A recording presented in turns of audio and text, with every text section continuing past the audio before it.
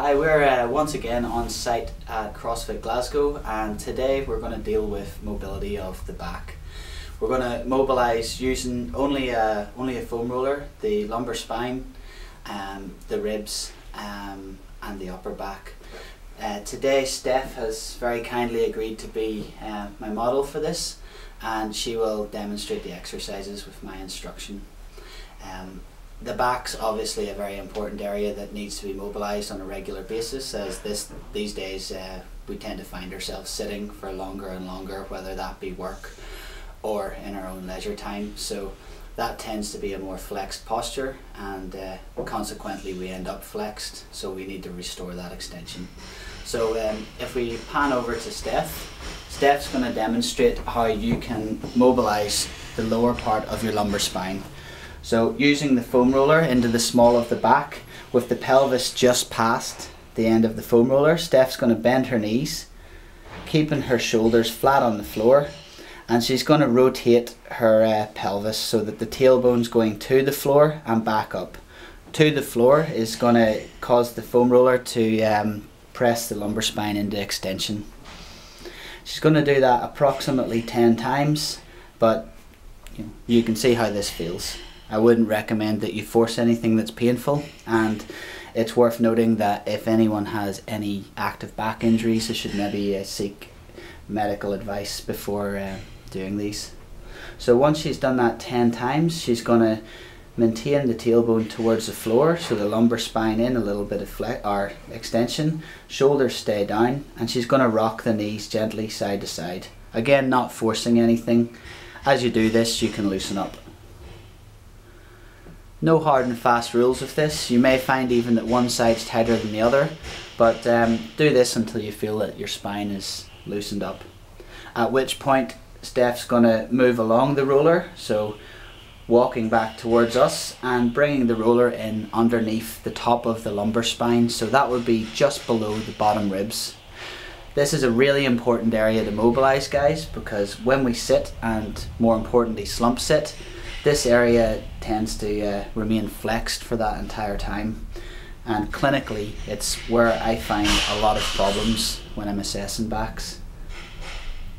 Okay, same thing again, just back and forth for that pelvis, allowing the foam roller to guide the spine with a little bit of pressure into an extended position. After 10 of them, Steph's going to maintain the pelvis towards the floor and gently rock the knees side to side. So once you've done that, we're going to start to move towards the middle and upper back. Now these areas have great implications for the shoulder mobility, as well as just the what's required of the lower back whenever we're moving. Okay, so at just above the lower ribs, you can see Steph's keeping her tailbone on the floor, and she's doing what looks like a sit-up, but she's allowing the roller to force her spine into extension. Now she can go back and forth in this position, or side to side, where it's going to actually mobilise the ribs. Here you might be very aware of an asymmetry. You might find one side much stiffer than the other. So again, following the same technique, you can continue to mobilise the upper part of the back. So if Steph slides along towards us, she can get up into the shoulder blades. And again, the point of this exercise is to get extension, so really open up the chest, let the arms widen, and allow the foam roller to extend the upper back. I think a number of you will find this very punishing initially, but also very rewarding in how much it may relieve some back stiffness that you've accumulated through the day.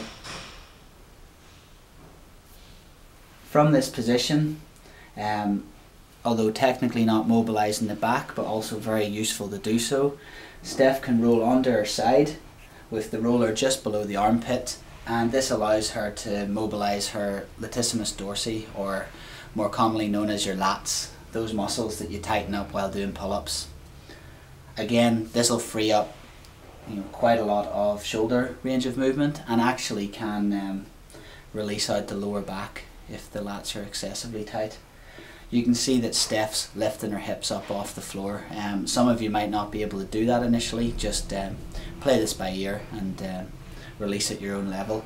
So you can also roll over and do the other side. There's many ways, guys, of mobilizing a back, but this is just a few techniques that I think are quick, easy, and doesn't require a lot of equipment. So happy rolling, give it a try.